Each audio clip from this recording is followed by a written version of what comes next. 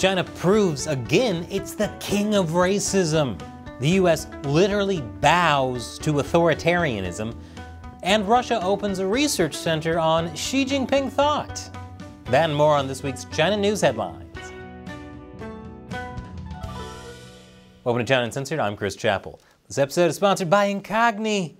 Now, you probably know that companies are collecting your personal data, but you may not realize just how many. Dozens, maybe hundreds, most of which you've never heard of, and you have no idea what they're doing with it. Incogni helps stop them. I'll explain more at the end. Stupid TikTok dances aren't dead, but at least they've been taken out of the skies. Delta Airlines banned staff from using TikTok on personal devices. This follows a similar ban by Southwest. So why did they do it? Well, you might think it was to protect company secrets or their workers from Chinese spying, but no. Delta cited a U.S. requirement that government contractors cannot have TikTok. Southwest did it for the same reason. Now the question is, what are they going to do with their official TikTok accounts? Southwest, at least, is going to stay on TikTok. Delta hasn't said either way, but it posted contents to its feed as recently as Wednesday, at least as of this recording. Oh, Chinese spyware. I wish America could quit you. Speaking of lost causes, the Solomon Islands. The Prime Minister of the Solomon Islands is in Beijing this week, in addition to opening a new embassy in Beijing. He signed a comprehensive partnership deal, which includes a policing deal that hasn't been made public yet. What China said about the deal, though, isn't reassuring. China said it would help the Solomon Islands strengthen its law enforcement capacity, and that both countries would step up protections of the safety and lawful rights and interests of each other's nationals and institutions. In other words, China's police or military, or both, could end up operating in the Solomon Islands, all under the guise of protecting Chinese citizens there. Which would be shocking if the Solomon Islands hadn't already allowed that under another security deal last year. China would like Japan and South Korea to take their cue from the Solomon Islands. China's top diplomat told Japan and South Korea their people can dye their hair blonde and make their noses sharper, but they'll never become Westerners. He also accused them of forgetting their roots, i.e. you're supposed to work with Beijing instead of Washington, all while trying to discourage migrants who were not of Chinese ethnic origin. So they're racist against other East Asians while simultaneously trying to tell the other East Asians that they're racist against themselves. That's China for you. And after the break, did the U.S. really have to kowtow to China again? Welcome back. You know, one of these days I'd love to be able to stand here and say the U.S. is finally on to China's game. Unfortunately, though, that day is yet to come. Treasury Secretary Janet Yellen was in Beijing last week, over 2 days and 10 hours of meetings. What did she have to show for it? Conspicuously missing was any suggestion that even one of the many trade, investment, and technology issues between the two countries had been resolved. Well, what can I say? She went there for dialogue, and she got dialogue.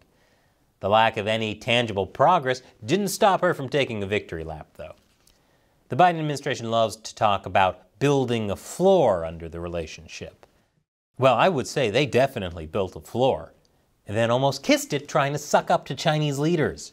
But President Biden and I do not see the relationship between the U.S. and China through the frame of great power conflict. Apparently, as part of this floor-building exercise, the U.S. built in what amounts to an appeals process to U.S. actions. We have agreed that when they have concerns that our actions go beyond what I've described, that they can let us know that. Here's the best part, though. And we can explain and possibly in some situations respond to unintended consequences of our actions if they're not carefully targeted. In case that wasn't clear, let me translate this Diplo speak. She says if China doesn't like what the U.S. is doing and complains, the U.S. may reverse its actions. Clearly, the U.S. government has a long way to go in understanding China. But the cherry on top of this whole fiasco was Yellen's literal kowtowing. Considering this is a regime the U.S. has accused of genocide, that's really painful to watch. Now I know I said that was the cherry on top, but since then, a giant house-sized maraschino just landed like a bomb. Turns out the U.S. knew before going into that meeting in May, Chinese hackers working with or for Chinese intelligence hacked into U.S. government data in Microsoft's cloud. The U.S. says the attacks targeted government officials, including Commerce Secretary Gina Raimondo, who's expected to travel to China later this summer. And get this, the State Department discovered the intrusion on June 16th, just ahead of Mr. Blinken's trip to Beijing. Despite that, he departed from Washington that evening. Now, in case you've been keeping score, ignoring the hacking is just one of the dozen some-odd ways the U.S. has been kowtowing to Beijing in order to get these high-level meetings. And so what has come from them? So far, just talk, and the mirage that somehow relations are improving, despite China not acting at all like it wants to improve relations.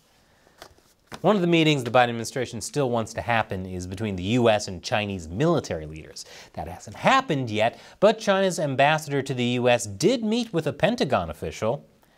I wouldn't hold my breath on the two militaries meeting anytime soon, though. China's ambassador basically said the U.S. had to give in on all of China's demands before China's military was willing to talk. China has reportedly invited Putin for a visit. It hasn't been confirmed yet by China's foreign ministry, but Russian state media says Putin has been invited for a Belt and Road Forum in October. The last time Putin was in China, he attended the opening ceremony of the Beijing Winter Olympics, which was allegedly when Xi asked him to hold off on his invasion plans so it didn't rain on China's Olympics. Ah, what good friends. Putin even changed his invasion plan so his buddy could enjoy his party. They really are besties. And this is definitely not a ploy to get more support from China, but Russia has opened a state-funded research center on Xi Jinping thought, the first such center outside of China.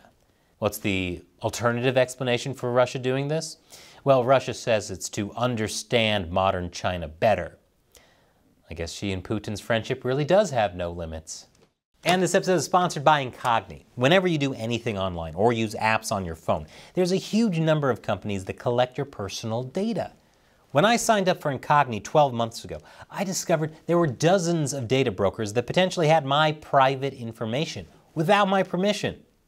And these companies can get hacked, spreading my private information even more widely. For example, a couple of months ago, thousands of Norton LifeLock customers got hacked, which is ironic since the whole point of LifeLock is identity theft protection. But this just goes to show even the biggest companies can get hacked. So what can you do? Get as many companies as possible to delete your data off the internet. And that's what Incogni does for you. Incogni has already gotten my details removed from 99 of these data brokers, with a lot more in progress. And I don't have to do anything after signing up. Incogni just handles it. So I recommend you get Incogni for yourself. Click the link below or go to incogni.com/uncensored. The first 100 people to use the code Uncensored will get 20% off. Get your personal data off the market with Incogni. Once again, I'm Chris Chappell. Thanks for watching China Uncensored.